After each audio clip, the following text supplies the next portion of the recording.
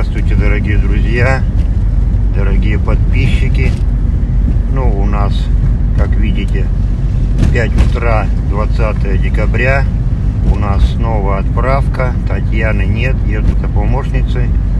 Значит, грандиозная отправка с интервалом в час, 8:15, 9:15 на Питер и на Москву. Значит, летят в Москву Хаски с ППЖ.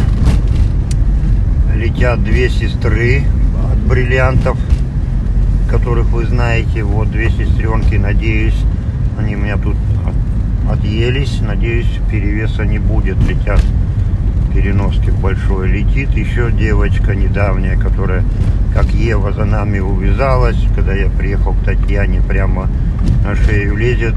То есть это та собака, которая сама спасает себя, а не ждет волонтеров. То есть взяла нас нахрапом, обнимала, целовала. С кошками хорошо, с собачками со всеми на ура. Вот, значит, и на Питер летят у нас ППЖшники. Щенок черноухий, еще один будет щенок, его привезут, потому что я договорился со второй машиной, все увезти не могу. Как всегда, говорит, папа разбудил группу поддержки. 4 утра, суета, беготня. Вот опять полная машина. Все по той же схеме. Вот детишки там сидят. Поэтому спать хотим. Но что делать? Детей надо отправлять. Братьев наших меньших.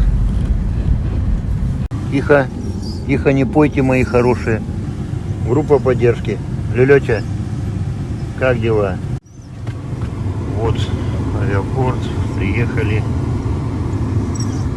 Вот помощница сходила, прошла контроль, выкатит нам 3 тачанки. Одна машина стоит пока за шлагбаумом, ждет сигнала, потому что мы не успеем все сделать.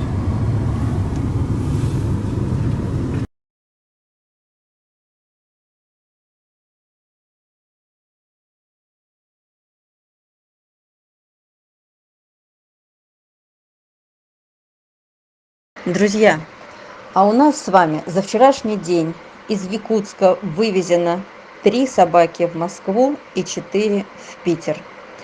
Одна из прилетевших в Москву – наша красавица Янга.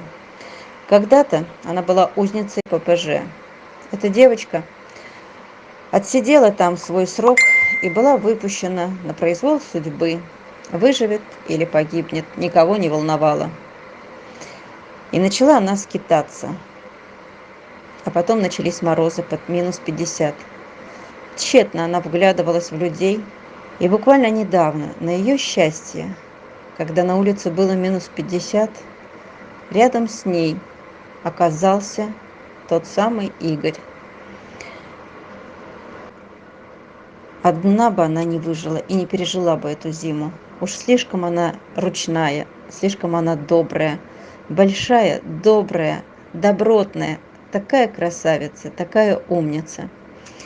Она не отходила от Игоря. Игорь забрал ее, а рядом был дом Татьяны, и он привел ее к ней, чтобы ее отогреть. Собака с такой радостью забежала в тепло, забежала в дом. Она легла так скромно, сначала около двери на коврике. Она отогревалась, она играла с домашними собачками. Она только боялась, что ей скоро укажут снова на дверь. Она смотрела на человека и боялась этой команды. Но Янге повезло. Она встретила тех самых людей, которые спасают. Ей просто повезло. Вообще судьба собаки зависит от того, кто мимо нее пройдет, кто обратит на нее внимание. Не часто собакам такое везение выпадает. И, конечно же, мы ее оставили на свое кураторство. И вот она прилетела в Москву. Сейчас она на платной передержке. И глаз ее предстоит нам обследовать, потому что в глазу то ли пулька, то ли дробина, но прощупывается какой-то шарик на нижнем веке. Возможно, стреляли, возможно, какой-то осколок попал, но в любом случае ее надо обследовать. Пока ничего сказать не можем, ее надо обследовать. Но счастье уже то, что она спасена. Если бы вы видели, какая она красавица, какая она умница. Когда она зашла на передержку, она как будто бы здесь всегда жила. Она увидела своих сородичей, других собачек, которых там тоже много. Она со всеми перезнакомилась. Она очень позитивная, классная. И мы вам о ней еще расскажем. Прилетел еще один рыжик. Как вы помните, 3 у нас прилетели пораньше, а сейчас прилетел 4-й рыжик. К сожалению, только один пока. Рыжик-алмазик, мы так пока его называем. Это уже 4 у нас в Москве.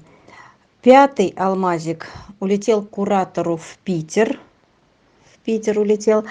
И 6-го мы еще ожидаем каким-то одним из следующих самолетов. Поэтому, друзья, такое счастье, такая радость, что еще один рыжик спасен, и он у нас в Москве.